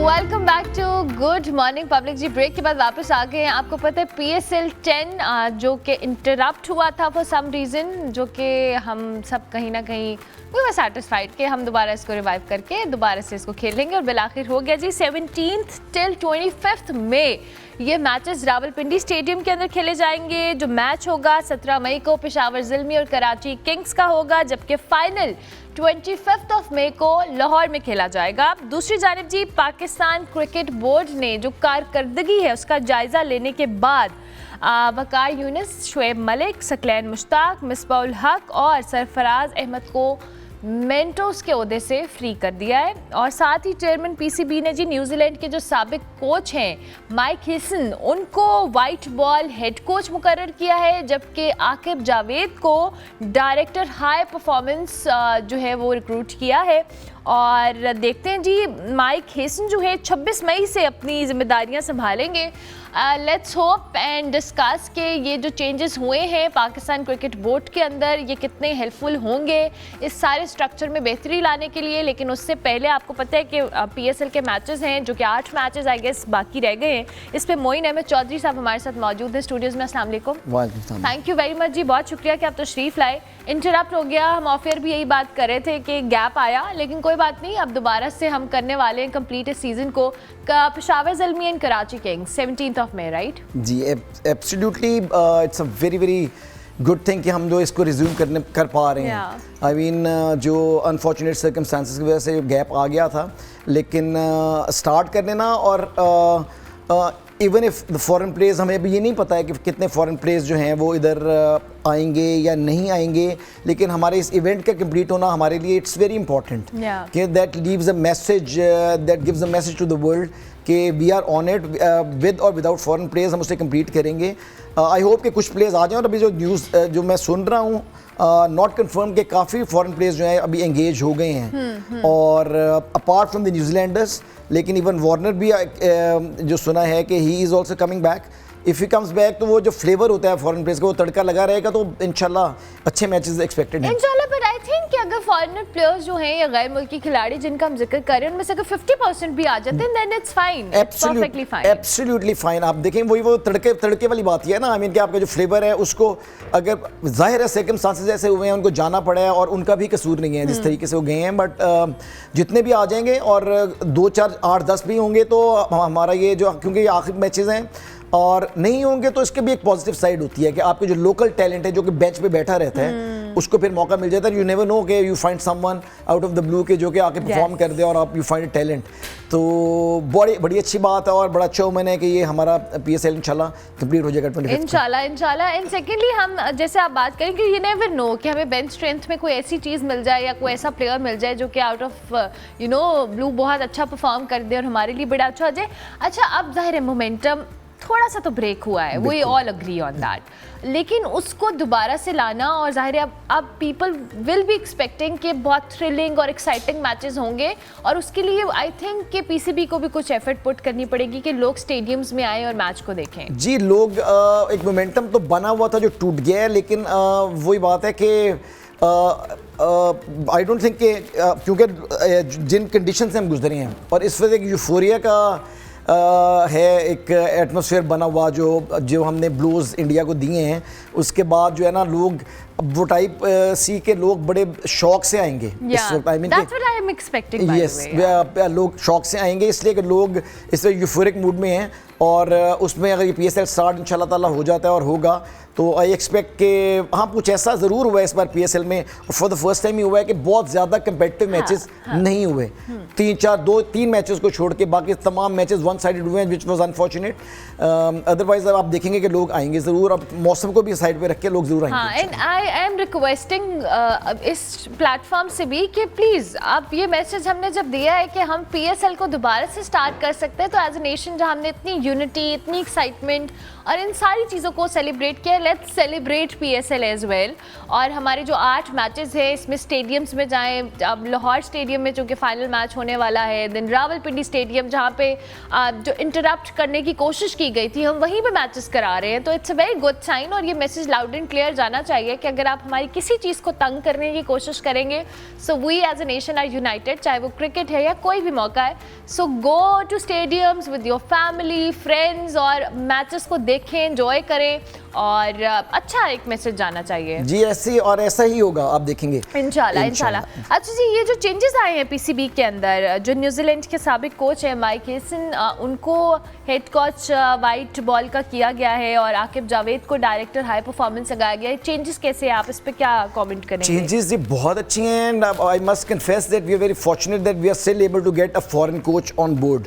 जो हमने गिलेस्पी के साथ किया या हमने गैरी क्रिस्टन के साथ किया, उसके बाद किसी फॉरेन कोच का एक्सेप्ट कर लेना और आ जाना, और ये इट वाज बहुत एप्रीहेंशन थी कि प्रॉब्ली अब कोई फॉरेन कोच पाकिस्तान को के साथ इंगेज नहीं होगा, क्योंकि जिस तरह का ट्रीटमेंट हम करते हैं वो अनफॉर्चुनेट है। आई होप कि इसको फ्री हैंड दिया जाए, क्योंकि ये बंदा एक सक्सेसफुल कोच है। 2015 का वर्ल्ड कप जो न्यूजीलैंड ने फाइनल खेला था उसमें ये न्यूजीलैंड के कोच थे उस वक्त जब मैकलम कैप्टन थे, और ऑस्ट्रेलिया में न्यूजीलैंड ने फाइनल खेला था। माइक हैसन के बड़े कंट्रीब्यूशन है न्यूजीलैंड के लिए भी, इस्लामाबाद यूनाइटेड के लिए भी। लास्ट ईयर इस्लामाबाद यूनाइटेड जब PSL जीता था तो माइक हैसन ही कोच थे, तो is a very good coach, he knows the local stuff. Shadab के साथ उनकी बहुत ज़्यादा है। Let's see where does Shadab fall in place in this entire scenario. You might see कि शादाब की वापसी एक अच्छे तरीके से हो सकती है, और इस कोच को इनको एक फ्री हैंड देना होगा जो इन्होंने गैरी कर्स्टन को और उसको नहीं दिया था गिलेस्पी को। अच्छा, ये भी बड़ी इंपॉर्टेंट बात की। पहले तो ये एक बड़ी अच्छी बात है कि still we are able to get on board जो एक फॉरेन कोच है, but still at the same time मुझे लगता है मोइन साहब हमने जो माजी में गलतियाँ की हैं इन फॉरेन कोचेस के साथ, और जिस तरह से आपने ट्रीटमेंट का जिक्र किया, अब वो गलतियां हमें रिपीट नहीं करनी पड़ेंगी, तभी हम एक क्रिकेट के अंदर जो पॉजिटिव चेंज एक्सपेक्ट कर रहे हैं। ज़ाहिर है जब एक ला रहे हैं आप किसी को रिक्रूट कर रहे हैं तो उसके लिए बहुत सारी एफर्ट्स, बहुत सारी फाइनेंशियल एस्पेक्ट्स भी जुड़े हुए हैं। एब्सोल्युटली, आप देखें कि अगर आप इस बार भी कोई वही गलतियां दोहराते हैं तो I don't see another foreign coach coming to Pakistan for ages. ये आपके पास समझने एक लास्ट एफर्ट है, और इसमें एक बंदा आपको मिल गया तो उसको फ्री हैंड दें। और इस फॉरेन कोच का फायदा क्या होता है, इसमें बड़ी डिबेट चलती है कि लोकल क्यों नहीं लेते, लोकल क्यों लेके। लोकल्स के जो इंटरेस्ट होते हैं ना, या बीच में अब मैं बहुत ज़्यादा डिटेल हो जाएगी कि किन कोचेज़ ने क्या किया, तो वो कुछ ग्रजेस होते हैं कुछ प्लेयर्स के साथ, कुछ इंटरेस्ट होते हैं जो कि इन्फ्लुएंस कर देते हैं, और टीम सिलेक्शन भी उस हिसाब से फिर कहीं ना कहीं हो जाती है कॉम्प्रोमाइज। फॉरेन कोच जो आता है उसका इस तरह कोई इंटरेस्ट नहीं होता, he comes with a clean slate, और उसको पता होता है कि मैंने मेरिट पे टीम खिलानी है। लेकिन उसे फ्री हैंड देना, सिलेक्शन कमेटी में उसका से होना, जो कि गैरी कर्स्टन को शिकवा था कि मुझे इन्होंने कहा था कि आपकी से होगी और बाद में मुझे उन्होंने किक आउट कर दिया, तो उसको इससे होना, क्योंकि is the coach, he has to manage and run the team, तो that is very important. Free hand देके आप चलेंगे तो यू विल सी कि रिजल्ट्स पॉजिटिव आएंगे। He is a very good coach इंशाल्लाह। आकिब जावेद, उनके हवाले से ज़ाहिर है हमारा एक बहुत जाना माना नाम है, he has played many matches Pakistan को रिप्रेजेंट किया, but at the same time उनकी जब भी यहाँ पर कोई जगह बनती है तो उनको बहुत क्रिटिसिज्म मिलता है, और वो कुछ चीज़ें हैं जो कि प्लेयर्स इंटरनली शिकायत कर रहे होते हैं, फॉर्मर प्लेयर्स हैं या मौजूदा टीम में, उनकी जो as a high director high performance centre है उसको आप कैसे समझते हैं? मेरे ख्याल में अब तक जितने असाइनमेंट्स उन्होंने किया है, this is the right place for him. अच्छा, यस, इसलिए कि जो बाकी चीज़ें हैं ओवर हाइप हो गए हुए हैं आकिब जावेद लाहौर कलंदर्स को लेके, और जिस तरह उन्होंने वो स्ट्रक्चर बनाया और प्लेयर डेवलपमेंट प्रोग्राम और सारा कुछ किया, yes he did perform for Lahore Qalandars, that was fine, लेकिन लाहौर कलंदर्स को चलाना और पाकिस्तान टीम को चलाना is a totally different cup of T all together.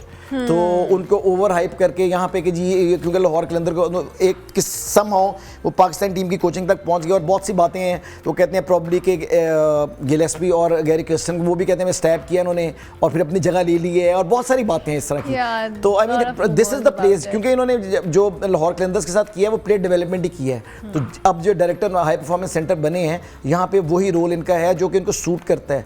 He was not, he should never have been a coach of the Pakistan team. और आपने वो debacle देख लिया जो आपका चैंपियंस ट्रॉफी में और हुआ, और उसमें पर्सनल विम्स एंड विशेस बहुत ज़्यादा आई हैं। क्रिटिसिज्म राइटली हुआ है उनके ऊपर, जो भी हुआ है वो अनड्यू क्रिटिसिज्म नहीं था, क्रिटिसिज्म ठीक हुआ है उनके ऊपर जो भी हुआ है, बट आई थिंक कि ये जगह उनके लिए इज़ बेस्ट सूट है, ये उनके लिए बेहतर जगह है। और यू आर राइट कि लाहौर कलंदर्स को उनको हाइप देने में he had played a very vital role, लेकिन एट द सेम टाइम कहीं ना कहीं उनके ऊपर जो क्रिटिसिज्म, जब उनको पीसीबी में कोई डेजिग्नेशन दी गई तो उस पर बहुत ज़्यादा फेस करना पड़ा। अच्छा जी, ये जो हम क्रिकेट में तब्दीलियां हैं, जाहिर है ये तो दो अहम डेजिग्नेशंस थी जिस पे हमने एक फॉरेन जो कोच है उसको इंडक्ट किया, उसके बाद अलावा जो भी आकिब जावेद का हम जिक्र करें, लेकिन उसके साथ साथ मोइन साहब हमें और भी तो चेंजेस लाने हैं। सिर्फ ये दो चेंजेस लाने से डोंट यू थिंक कि हम इसमें कोई ऐसी चीज़ जिस पे हमारी क्रिकेट का पूरा एक स्ट्रक्चर जो कि डिस्टर्ब है, we need to work on that. Yes, वो तो देखें थी, वो तो हमारी एक रूट कॉज है, हमारी जो इल्स हैं क्रिकेट की उसकी। लेकिन अभी क्योंकि हम इस चीज़ पर बात कर रहे हैं कि इमीडिएटली आप जो कहते हैं रिमीडियल मेजर्स जो हैं, ये रिमीडियल मेजर है। आई मीन कि आपका जो कोचिंग आपने फॉरेन कोचेज़ को निकाल कर जो सारा वो पीछे फियास्को हुआ है उसको आपने करेक्ट करने की कोशिश की है। अभी तो इट्स जस्ट द बिगिनिंग। असल में तो आपको रूट से आपके जो सिस्टम है उस स्ट्रक्चर को बेटर करने के लिए it's a long term thing. उसके लिए इनको अब ये माइक हैसन आ रहा है और एक टीम ऑफ थिंक टैंक्स बना के उसके रिकमेंडेशंस के ऊपर उस पर फिर काम करने की ज़रूरत है। वो दैट इज़ कुछ उस पर टाइम लगेगा, ये उसको कैसे लेके चलते हैं, क्या करते हैं। अब ये भी सुना जा रहा है कि प्रॉब्ली रेड बॉल कोच जो है वो मिसबा को बना रहे हैं और ये भी कल काफ़ी चलती रही है ये बात। और मिसबा ऑलरेडी मिसबा की एक बात बहुत अच्छी है कि is a very hard working coach, और वो कोच रहे हैं, सक्सेसफुल भी रहे हैं। लेकिन क्योंकि बहुत ज़्यादा एक कहने की एक मोनोटनी हो गई थी, बहुत अरसा टीम के पहले कैप्टन रहे, फिर कोच रहे, फिर क्रिटिसिज्म स्टार्ट हो गया कि अभी कैप्टनसी से उठ रहा है, कोच बन गया, वो बन गया। लेकिन आई थिंक अब गैप आ गया। लेकिन मिसबा की एक बात है कि is a very hard working coach, तो इफ़ यू ब्रिंग हिम तो that is not a bad thing to do. लेकिन that is for the red ball. और अभी हमारे पास अभी का जो ये है ये एक रेमेडियल मेजर है और it is in the right direction. वो लॉन्गर टर्म की बातें हैं, उस पर तो बड़ी डिटेल पे फिर डिस्कशन होनी चाहिए कि अच्छा नहीं, अब लॉन्गर टर्म की बातें हैं, आप I agree with you somehow. लेकिन मुझे लगता है मोइन साहब ये लॉन्गर टर्म की बातें हमें किसी को तो करनी है क्रिकेट बोर्ड के अंदर, बिकॉज हम हर बार आते हैं, मैनेजमेंट में चेंजेस आती हैं, हम हेड कोचेस को बदल देते हैं, हम कोई नई लेकर आते हैं चेंज। लेकिन जो क्रिकेट का स्ट्रक्चर है, जो हमारे प्लेयर्स का माइंडसेट है, सिलेक्शन फिर कोई होती है, टीम परफॉर्म नहीं करती, वो सारी चीज़ें वहीं की वहीं चलती रहती हैं और फिर हम उन्हीं 2-4 लोगों को इधर उधर कर देते हैं और फिर बात खत्म हो जाती है। ये बहुत बड़ा डायलेमा है। आई मीन कि आप देखिए वही 4-5 नाम आते हैं और वही अब ये जो मेंटोर्स बनाए थे, I mean what did they do? Nothing. कल शोएब मलिक ने तो अपनी ट्वीट की है रिजाइन करने के हवाले से। चलें उन्होंने इज्जत से निकल गए, बट द थिंग इज कि कुछ भी परफॉर्मेंस नहीं थी। तो changes for the sake of changes आपके स्ट्रक्चर को ठीक नहीं करेंगी। सबसे पहली चीज़ स्ट्रक्चर तो आपका जैसे भी बेटर होगा कि टीम सिलेक्शन पे कोई कॉम्प्रोमाइज़ नहीं। अब जो लोग डोमेस्टिक में परफॉर्म कर रहे हैं, जिस तरह कामरान गुलाम हो गए हैं, बेशुमार नाम हैं जिनको के मौके दिए ही नहीं गए, और जब वो परफॉर्म करते हैं फिर अब टैग कर देते हैं। अब वो साजिद खान कहते हैं जी कि वो सिर्फ टेस्ट खेल सकता है। I mean why can't he play one day match? एक बंदा, एक फाइटर आपको नज़र आती है कि द वे ही फाइट्स, एक फास्ट बॉलर वाली उसकी टेम्परामेंट है, तो you need fighters in the team. आपने कैसे टैग कर दिया कि वो सिर्फ टेस्ट? लेकिन अब इसमें मोइन साहब एक मसला ये भी तो है ना कि हमने एक प्लेयर पकड़ा है, उसको हमने हर फॉर्मेट में बेचारे को डाल दिए, अब वो किसी एक फॉर्मेट के लिए भी सही नहीं है। नहीं वो अब देखें, यहाँ तो आपके पास एक पूल ऑफ टैलेंट हो कि आपको ज़रूरत ना हो हर फॉर्मेट खिलाने की उसको। जब आपकी वनडे टीम में आपके पास एक ऐसा कोई ऑलराउंडर नहीं आ रहा या शादाब का डिक्लाइन हो गया, तो यू कुडंट फाइंड समबडी जो कि अच्छी ऑफ स्पिन कर लेंगे। वो लड़का एक जेन्युइन ऑलराउंडर है साजिद खान। आई मीन तो उसको टैग करने के लिए सिर्फ टेस्ट खेलेगा। I mean give them chances. जो लोग परफॉर्मर्स हैं, आई एम जस्ट टेलिंग, आप सबसे पहले the first thing that you need to do is you need not compromise on the selection. Merit पे सिलेक्शन करें, उसके बाद चीजें खुद फॉल इन प्लेस होती जाएंगी। और अगर आप चांस दे रहे हैं एक प्लेयर को तो उसको कंसिस्टेंट होकर चांस दें। एब्सोल्युटली, क्योंकि आपने एक मैच पे उसको जज नहीं कर सकते हैं। बिल्कुल ऐसी है जी। और हमने ऐसे बहुत सारे प्लेयर्स देखे हैं जिनको 1 या 2 मैचेस के ऊपर जज करके उनको रिप्लेस किया जाता है और उनके पूरे करियर खराब होते हैं। साइम अयूब उसकी एक बड़ी एग्जांपल थे हमारे पास। हमने उनके साथ जो ट्रीटमेंट किया उसके बाद हमने उनको चांस दिया। उसके अलावा साहिबजादा फरहान कंसिस्टेंट परफॉर्मर, उसको 2 मैचेस खिलाए और उसके बाद उस जगह पे नहीं खिलाया जहाँ वो खेलता है। 2 मैचेस में वो फेल हुआ, उसको ड्रॉप कर दिया। अभी वो आपकी कंटेंशन में भी नहीं था PSL की। वो तो उन जो कोई प्लेयर इंजर हुआ है तो उन्होंने कहा यार कि साहिबजादा फरहान को देता हूं। मुझे कहीं ना कहीं मामूल हक के हवाले से भी लगता है आपने कभी उसको चांस दिया है, कभी उसको नहीं दिया। जहाँ पे उसकी जरूरत थी वहाँ वो नजर नहीं आया। मतलब आप वनडे में कैसे निकाल सकते हैं इमाम को? उसकी ही 40+ की एवरेज है और उसकी 8-10 सेंचुरीज हैं और उसको आपने बाहर किया हुआ है क्योंकि उसको आपने कंसिस्टेंट होकर चांस दिया। That's very unfair. Thank you very much Moin साहब, बहुत शुक्रिया। हम डिबेट पे लग गए और हमने कहा कि फलाने प्लेयर को, बहुत सारे प्लेयर्स का दिमाग में आता है उनका नाम, कि जाहिर है जब तक आप एक प्लेयर को कंसिस्टेंट चांस देंगे। और सबसे इंपॉर्टेंट बात जो मोइन साहब ने भी की कि आपको मेरिट के ऊपर सिलेक्शन करनी होगी। सिर्फ 2 डेजिग्नेशंस को यहाँ वहाँ करने से आप क्रिकेट के अंदर चेंज नहीं ला सकते। You have to be consistent about your decisions and that's the most important thing. अल्लाह करे कि जी PSL के जो 8 मैचेस हैं वो बड़े अच्छे हों और आप भी स्टेडियम में जाएँ, मैच देखें। हम इस पर तज्जिए लेते रहेंगे, ब्रेक लेते हैं।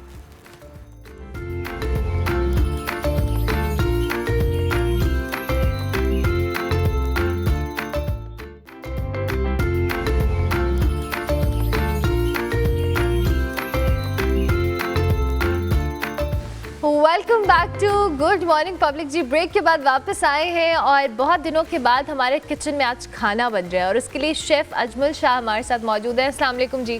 वालेकुम अस्सलाम। कैसे हैं आप? खैरियत से? अल्हम्दुलिल्लाह मैम, आप कैसे हैं? बिल्कुल ठीक ठाक। क्या बना रहे हैं आज आप? मिस मैं चिकन मैक्सिकाना बना रहा हूँ और मेरे पास कुछ पैगाम भी हैं। सबसे पहले तो मैं अपने अल्लाह का बड़ा शुक्रगुजार हूँ कि हम पाकिस्तान में पैदा हुए, और दूसरा इस दफ़ा हमारी पाकिस्तान आर्मी ने, पाक फ़ज़ाइया ने जो हमारा सर फ़ख्र से बुलंद किया, तो मैं जी उनका बड़ा मशकूर हूँ। और आज हम उसी खुशी में सेलिब्रेट कर रहे हैं। आज उसी खुशी को हम सेलिब्रेट कर रहे हैं। ज़बरदस्त। तो क्या क्या चीज़ें रिक्वायर्ड है आपको, क्या रेसिपी है, हमें बताएं ज़रा। मिस ये मैक्सिकन डिश है। इसके लिए सबसे पहले चिकन लेते हैं, उसको मैरिनेट करते हैं।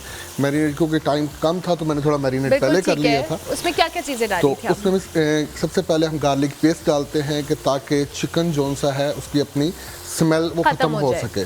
फिर उसमें थोड़ा सा white paper, salt and soya sauce का हम टच देके, और हल्की रेड चिली क्रश, क्योंकि मैक्सिकन फूड है थोड़ा स्पाइसी होता है, तो इसको थोड़ा सा हम रेड चिली क्रश के साथ स्पाइसी देके कम से कम हाफ आवर तक हमने इसको रख छोड़ा कि टेस्ट इसके अंदर तक चला जाए। ठीक है, ठीक है।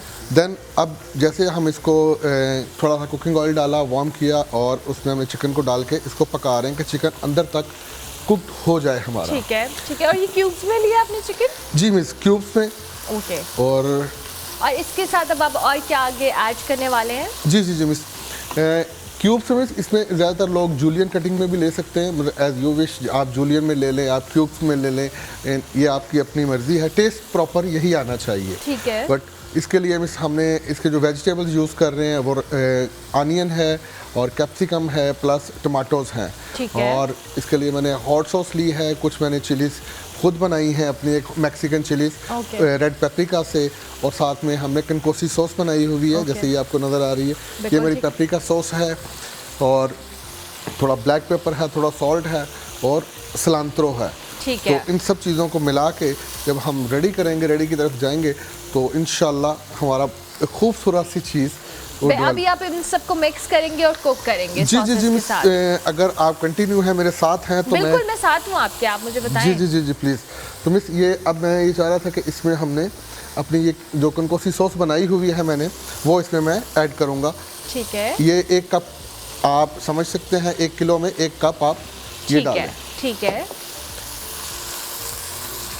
अच्छा, सॉसेज क्योंकि Mexican food is very spicy, तो उस हिसाब से आपको ऐड करनी पड़ती हैं उसमें चीज़ें और स्पाइसेस। ओवरली मिस इसमें बेल पेपर जो सा है, ये देखिए मैंने जो दूसरी सॉस बनाई है वो बेल पेपर को मैंने पहले मैंने विनीगर में डिप रखा हुआ था, प्लस जैसे सालसा सॉस बनाते हैं तो इसको डिप करने के बाद उसको मैंने चिलीज़ के साथ ब्लेंड किया, मैक्सिकन चिलीज़ के साथ। ठीक है, तो वो चिलीज़ बनी, क्योंकि ये डेफिनेटली स्पाइसीज तभी होगा। आप इसको ये कोशिश कर सकते हैं कि 1 कप से थोड़ा सा कम जोन सा है आप इसको यूज़ करें। ठीक है, ठीक है। मीस आप देख सकते हैं कि इसका जोन सा अब कलर है वो रेडिश की तरफ हो गया, और बहुत खूबसूरत जोन सा इसमें से स्मेल भी आना शुरू हो गया। ठीक है, इसको ज़रा कैमरे को इनके पैन के ऊपर जूम करें ताकि जो कलर है चिकन का वो भी प्रोमिनेंट हो जाए। और ये सॉसेज इजीली बन जाती हैं? जी मिस, ये आपको मार्केट से बनी हुई भी मिल जाती हैं, और अगर होममेड बनाएं तो उसका टेस्ट एक बहुत ज़्यादा और रिच टेस्ट होता है। ठीक हो गया। वैसे आजकल तो बस कुकिंग बहुत आसान हो गई है, फीमेल्स के लिए भी मैं कहता हूँ मार्ट में जाएं, आपको तमाम चीज़ें अवेलेबल मिल जाती हैं। पहले ये होता था कि हमें ब्राउन सॉस बनाने के लिए 48 घंटे लगातार कंटिन्यू कुकिंग करनी पड़ती थी। आप फ्रेंच अनियन सूप है जैसे, अब लोग बड़े आसानी से बना लेते हैं, तो उसके लिए हमें मिनिमम जोन सा तो वो 48 आवर्स चाहिए होते थे। कितनी आसानी हो गई वैसे, वाकई सो राइट कि अब हर चीज़ बनी बनाई मिल जाती है। लेकिन मैं वैसे बताऊं, जो घर की चीज़ों का टेस्ट है ना, वो अपना ही टेस्ट है। मतलब इवन आप जब ग्रीन चिली सॉस मार्केट से लेती हूँ मैं नॉर्मली, लेकिन जब आप घर में खुद बना रहे हो धनिए पुदीने की और मिर्चें डाल के और केरी डाल के, वो एक अलग ही फ्लेवर और टेस्ट होता है और उसका अपना ही मज़ा होता है। देखें वो टेस्ट तो अब नायाब हो चुके हैं। बिल्कुल नायाब हो चुके हैं। वो अब मिलने मुश्किल है। अब आहिस्ता आहिस्ता तो वो लोग ख़त्म होते जा रहे हैं कि जिनको उसका पता था। तो मैं तो हैरान हूँ कि आपको मुझे पता है, मुझे आती है कुकिंग, मेरी शक्ल से नहीं लगता लेकिन मैं खाने को थोड़ा बहुत समझती हूँ और मैं कुक कर लेती आप बड़ा हूँ। अच्छा समझती हैं जब आपने केरी का वर्ड यूज किया और साथ में हाँ, क्योंकि मुझे याद है कि मेरी नानी की रेसिपी होती थी तो वो केरी लाजमी डालती थी उस पुदीने और उसकी चटनी में। देखें, मैं ये कह सकता हूँ कि बहुत ज़्यादा फीमेल्स को केरी का नहीं पता होगा। हाँ। जैसे कि अक्सर रेस्टोरेंट में जाएं तो आपको 5 दाल मिलती है। हाँ, 5 दाल मिलती है। क्या मुझे 5 दालों के नाम बता सकती हैं? 5 दालों के? कोई भी 5 दालों के? कोई भी 5 दालों के। मूंग की दाल, मसूर की दाल, चने की दाल, वो मसर की दाल, जो मसर होते हैं जी, और इसके अलावा माश की दाल, राजमा की दाल। नहीं, वो गिन चुके हैं आप पहले। अच्छा ठीक है, मूंग, मसूर, माश, चने की दाल, 4 तो हो गई, एक और दाल। कौन सी दाल? राजमा दाल। हाँ, मेरी टीम मुझे बता रही है राजमा दाल, ये भी कोई होती है, ये मुझे नहीं पता वैसे बाय द वे। लाल लोबिया। लोबिया तो मैम वो तो होल में है ना, उसकी दाल बताएं क्या होती है भाई, अब मेरे कान में बताओ। हमारे प्रोड्यूसर साहब कह रहे हैं हम कश्मीरी उसकी दाल खाते हैं। लो भाई, उन्होंने दाल बना दी है इसको। हर की दाल मैं बता देता हूँ। अच्छा, अरे वाह, देखे फिर भी मैंने 4 नाम बता दिए दालों के। ये तो मेरी अचीवमेंट है। मैं पानी पी लूँ ज़रा और फिर मैं ब्रेक ले लेती हूँ। मुझे ब्रेक लेनी है। जब हम ब्रेक के बाद वापस आएंगे तो इसकी फाइनल प्रेजेंटेशन भी आपको दिखाएंगे और जो हमारा मेक्सिकोनो बन रहा है उस पर भी क्या सीन है और क्या उसमें होने वाला है, उसकी फाइनल प्रेजेंटेशन आपको ब्रेक के बाद दिखाते हैं।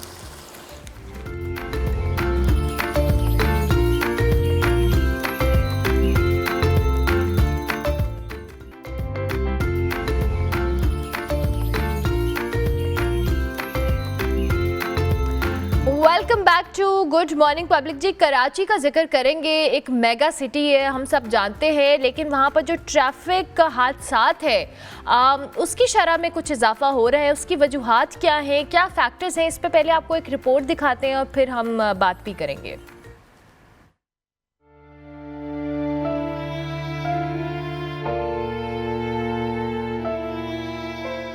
कराची में हैवी ट्रैफिक का एक और हादसा। नॉर्दर्न बाईपास पर हैवी डंपर ने कार सवारों को कुचल दिया। हादसे में एक ही घर के 3 अफराद, बाप, बेटा और कजन जान की बाजी हार गए। तकरीबन 11:30 के टाइम पे हमें इतला मौसूल हुई कि इस तरह से इनको एक डंपर नेट किया है, तो हमारे लोग फ़ौरन वहाँ पे जाए वकूआ पे पहुँचे, लेकिन उससे पहले उनको वहाँ से जो है एम्बुलेंस के ज़रिए अस्पताल मुंतकिल किया गया था। तो हमारे सारे लोग अस्पताल पहुँच गए। वहाँ पे हमें पता चला कि इन तीनों का जो है वहाँ पे रज़ा इलाही से इंतकाल हुआ है। सुलेमान 4 बच्चों का वालिद और ट्रांसपोर्ट का काम करता था। नौजवान फराज की चंद माह कबल शादी हुई थी। नादरन बाईपास है, ये भी जो है ना टूटी फूटी है और ट्रैफिक ज़्यादा होते हैं, रोड जो है ना डबल नहीं है ना, इसकी वजह से जो है ना हादसे होते हैं। डंपर हादसे का जिम्मेदार ड्राइवर फरार। हादसे पर पुलिस का रिवायती अंदाज। पुलिस का कहना है डंपर तहवील में ले लिया है, ड्राइवर को जल्द गिरफ्तार कर लिया जाएगा। कराची में रवा साल में अब तक ट्रैफिक हादसात में 339 अफराद जान की बाजी हार गए। साल के 132 रोज में हैवी गाड़ियों की जद में आकर 111 अफराद नुक्मे अजल बने।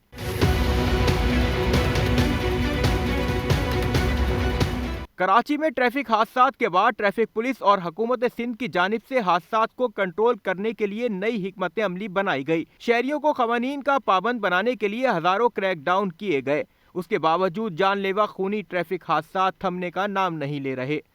इंतज़ामिया की जानिब से हादसात में कमी के दावे तो किए जाते हैं, लेकिन अमली तौर पर इसके तमाम तर वाक़यात बरअक्स नज़र आते हैं। रवां साल में हैवी ट्रैफिक की टक्कर से 100 से ज़ायद अफराद जान की बाजी हार चुके हैं। कैमरामैन अब्दुल्ला बदर के साथ मोहम्मद रज़ा, पब्लिक न्यूज़, कराची।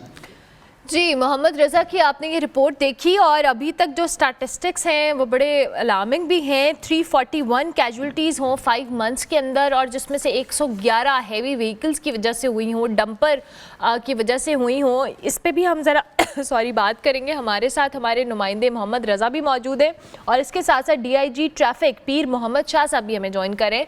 आप दोनों मेहमानों का बहुत शुक्रिया कि आप लोगों ने वक्त दिया।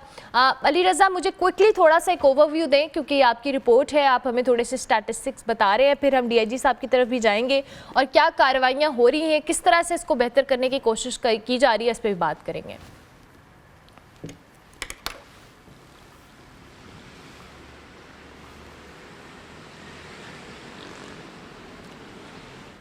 मोहम्मद रज़ा, आपको आवाज़ आ रही है मेरी? ठीक है, रज़ा को मुझे लगता है आवाज़ आ रही है। एक्सीडेंट्स की अगर बात की जाए तो ट्रैफिक जी, ट्रैफिक एक्सीडेंट के हवाले से जो दोबारा से वाक़यात जो है रिपोर्ट होना शुरू हुए हैं। कुछ माह अगर पहले की बात की जाए तो उसके मुताबिक अब जो है काफ़ी कंट्रोल चीज़ें नज़र आ रही हैं, क्योंकि ख़ुसूसन जो ट्रैफिक पुलिस की जानिब से SOPs जो बनाई गई हैं उसके बाद जो है काफ़ी जो ट्रैफिक हादसात हैं उसमें कमी देखने में नज़र आ रही है। लेकिन अब तक 132 दिनों के अंदर 111 अफराद सिर्फ हैवी ट्रैफिक के नज़र हुए हैं। इसमें ख़वातीन और बच्चे भी शामिल हैं। ज़्यादा बड़ी तादाद जो है नौजवानों की है, ख़ुसूसन मोटरसाइकिल सवार अफराद की। और इस मुख्तलिफ जो ट्रैफिक पुलिस की जानिब से जुर्माने भी किए जा रहे हैं, क्रैक डाउन भी किया जा रहा है। बड़ी वजह जो हम देखते हैं इंफ्रास्ट्रक्चर उस तबाहली का शिकार है, जिसके बाद बाइस जो है हादसात मामूल बनते जा रहे हैं। ख़ुसूसन जो मुख्तलिफ सड़कें हैं वहाँ पर मुख्तलिफ पैचेस लगाए जाते हैं, जहाँ पर जो मोटरसाइकिल सवार हैं वो स्लिप होते हैं और पीछे से आने वाली गाड़ी जो है उनको हिट करती है। रवा साल में अब तक 300 से ज़ायद अफराद जाबाक हुए हैं और मुख्तलिफ ये हादसात हुए हैं। इसमें ज़ख्मियों की भी बहुत बड़ी तादाद है, जिसमें तकरीबन 4000 से ज़ायद जो है सिर्फ ज़ख्मी हैं। इसके अलावा मुख्तलिफ जो हैवी ट्रैफिक है गाड़ियाँ हैं 600 से ज़ायद अब तक जो है हैवी और लाइट गाड़ियाँ जो है कंपाउंड में मौजूद हैं। भारी जुर्माने भी किए जा रहे हैं। SOPs की जो ट्रैफिक कवानीन है उस पर अमल दरामद करने की कोशिश की जा रही है, लेकिन उसके बावजूद नज़र ये आता है कि जो हैवी ट्रैफिक ड्राइवर्स हजरात हैं वो SOPs को फॉलो नहीं करते, जिसके बाद SOPs को फॉलो नहीं करे। चूँकि हमारे साथ इस वक्त DIG traffic P Mohammad Shah साहब भी मौजूद है। सर बहुत शुक्रिया आपके वक्त का। ये जो स्टैटिस्टिक्स हम देख रहे हैं कुछ हौसला अफजा नहीं है, लेकिन अभी रज़ा बता रहे हैं कि जुर्माने और SOPs को फॉलो कराने के लिए आप लोग कोशिश कर रहे हैं। किस हद तक कामयाबी हुई है इसमें? जी थैंक यू। एक्चुअली देखें, जो कराची है एक पोर्ट सिटी है, यहाँ पर 4 पोर्ट्स हैं और जो नॉर्दर्न बाईपास जिसके एक्सीडेंट का शुरू में रिपोर्ट में जिक्र हुआ, ये बेसिकली एक्सप्रेस कॉरिडोर था, सिर्फ हैवी ट्रैफिक जो पंजाब और अप कंट्री से आती है वो पोर्ट पे जाए। लेकिन चूंकि वो एक तो सिंगल कैरेज वे है, डबल कैरेज वे नहीं है, और फिर जो लोकल आबादियाँ हैं वो इतनी तेज़ी से कराची के अंदर फैल रही हैं कि वहाँ पर कारें, मोटर बाइक्स और छोटी गाड़ियाँ भी उस रोड पर चलने लगी हैं। तो ये इश्यूज़ हैं अपनी जगह पे, स्ट्रक्चरल या इंफ्रास्ट्रक्चरल इश्यूज़ हैं। उसके बावजूद भी हम काफ़ी इन्फोर्समेंट कर रहे हैं। और मैं आपको ये भी बताता चलूँ कि जो नॉर्दर्न बाईपास है वो that is not in the jurisdiction of Karachi police, वो जो है मोटरवे पुलिस के पास होता है। लेकिन हैविंग सेड दैट वाक़यात तो हो रहे हैं और हमने रिस्पॉन्ड करना है, आवाम की मदद करनी है और इनको सिरे से रूट कॉज को एड्रेस करके बेहतर करना है। किसी भी आप बड़े मुल्क का या शहर का नाम लें, एक्सीडेंट्स को तो आप ख़त्म 100% नहीं कर सकते, लेकिन एटलीस्ट आप इस तरह से इम्प्लीमेंट करें लॉज को कि उसमें आपको बेहतरी नज़र आए। तो उस हवाले से हमने काफ़ी इक़दाम किए हैं। एक तो अब जो नया लॉ पास होने जा रहा है उसके अंदर जो गाड़ियों की रिटायरमेंट एज भी हम लेकर आ रहे हैं कि एक ख़ास सन के बाद की गाड़ियां ही रोड्स पर चले, ना कि ये 70s, 60s और 80s की गाड़ियां कराची में आप देखेंगे सड़कों पे आपके नज़र आएंगी।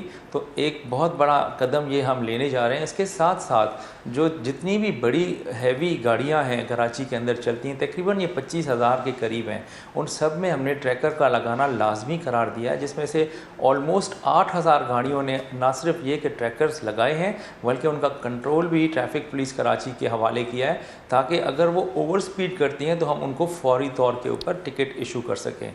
तो ये देखें चीज़ें साथ साथ चलती हैं, ओवरनाइट तो कोई भी इम्प्रूवमेंट नहीं वही अग्री DIG साहब, ओवरनाइट नहीं आएगी, we so agree with that. But जाहिर है आप लोग कोशिश कर रहे हैं, इसमें हम आपको ब्लेम नहीं कर रहे, but at the same time जब एक जान ज़ाया हो रही है तो उसमें इक़दाम तो करने पड़ेंगे। सेकेंडली ये जो डंपर के आप जिक्र कर रहे हैं, अनफॉर्चुनेटली हमने पास्ट कुछ महीने में देखा है, एक डंपर ड्राइवर था, वो ओवर स्पीडिंग कर रहा था, उसको पकड़ने की कोशिश की गई, सोशल मीडिया पे फुटेज आई। थोड़ा सा हमें फॉलोअप उस हवाले से दें कि जो डंपर ड्राइवर्स भाग जाते हैं, अपना डंपर छोड़ जाते हैं, बाद में पब्लिक उनको आग लगा देती है, वो भी एक अनरेस्ट की सूरत हाल है, वो भी कोई इतनी सही नहीं है। तो उस पर क्या इक़दाम हैं कि इनको पकड़ा जाए, इनको सज़ा दी जाए, क्योंकि एक जान ज़ाया तो हो रही है और वो एक जान उतनी ही कीमती है शायद जितनी 10 हैं। एक्चुअली ऐसा ही होता है। मौके पर तो देखें पुलिस हर जगह नहीं होती, लोग ऑलमोस्ट ज़्यादातर केसेस में भाग जाते हैं, लेकिन एक डंपर या एक ट्रेलर या एक ट्रक की कीमत करोड़ों में होती है। वो ये हो नहीं सकता कि वो गाड़ी हमारे पास हो और उसका मालिक ड्राइवर को पेश ना कर सके और उसकी गाड़ी बंद रहे। तो अल्टीमेटली ना ये दे मीट अप और ये बेल करा लेते हैं या गिरफ़्तार हो जाते हैं। लेकिन हैविंग सेड दैट हमें कुछ ऐसा करना पड़ेगा कि जिससे ये जो एक्सीडेंट सिरे से ही ना हो। और उस हवाले से हमने ना सिर्फ ये कि इसमें ट्रैकर, बल्कि हम इसमें अभी ड्राइवर बिहेवियर कैमरास लाजमी करार दिए हैं हमने। और वो टाइम के साथ साथ it will take again some time, maybe a couple of months, लेकिन जब वो गाड़ियों में इंस्टॉल होंगी ड्राइवर की फ़ौरन हमें इंस्टेंटेनियस हरकत के बारे में हमें बताएंगी। फिर साइड रन्स जो सेफ गार्ड्स होते हैं गाड़ियों में इधर हैं ही नहीं, अगर खुदा ना खास्ता कोई गाड़ी किसी को हिट करती है तो अंदर घुस जाती है उसके अंदर बड़ी गाड़ी में, तो वो हमने लाजमी करार दिए हैं। तो ये आपकी बात ठीक है, वक्ती तौर पर आवाम को यही लगता है कि शायद ड्राइवर भाग गया है और कोई इनसेंसिटिविटी है पुलिस की तरफ से, लेकिन किसी भी केस में ऐसा नहीं होता कि वो ड्राइवर जो है गिरफ़्तार बाद में ना हो। वक्ती तौर पे बिल्कुल ऐसा ही लगता है जैसे आपने कहा। लेकिन हम इसके साथ साथ मैं ये भी बताता चलूँ कि जो हमारे रोड्स हैं और उस पर जो इंक्रोचमेंट्स हैं और यहाँ पे जो सिग्नल्स का प्रॉब्लम है जो काम नहीं कर रहे, उस पर भी गवर्नमेंट इज़ नाउ सीरियस। और ट्रैफिक इंजीनियरिंग ब्यूरो को, जिसकी ये जिम्मेदारियों में शामिल है कि रोड फर्नीचर, सिग्नल्स और रोड मार्किंग्स, तो उनको रिवाइटलाइज किया जा रहा है, उसको एक इंडिपेंडेंट एंटिटी बनाकर। चलें, आई होप कि आप लोगों की जो एफर्ट्स हैं उसको पूरा करें आप लोग। और कराची वाले जो सेफ सिटी अथॉरिटी भी कराची में अब चूँकि ऑपरेशनल, आई वांट के आप उनकी भी हेल्प लें और आई एम श्योर कि आप लोग ले भी रहे होंगे ताकि मज़ीद हेल्प भी हो। Thank you very much DIG साहब, बहुत शुक्रिया आपका भी। और इसके साथ साथ मोहम्मद रज़ा हमारे साथ मौजूद थे। इन द एंड क्लोजिंग करनी है, जाने से पहले ज़रा फाइनल हम प्रेजेंटेशन दिखा देते हैं। Thank you very much Ajmal Shah साहब, बहुत शुक्रिया आपका भी। ये है जी हमारा मैक्सिकानो और ये हमने इसकी फाइनल प्रेजेंटेशन बना दी। हम आपको कल बताएंगे कैसा था। प्रोग्राम का वक्त खत्म हुआ, इंशाल्लाह मेरी आपसे मुलाकात होगी कल, तब तक के लिए अल्लाह हाफ़िज़।